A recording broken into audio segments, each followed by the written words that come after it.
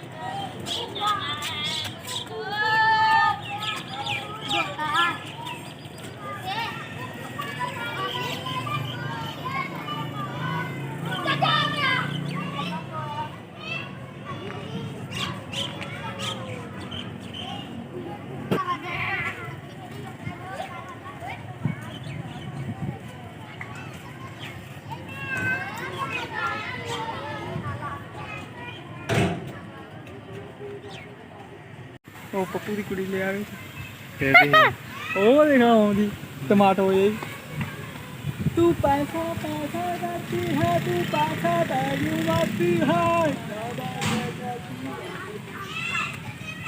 एक बात बता दे मुझको इस रब से क्यों नहीं डरती है।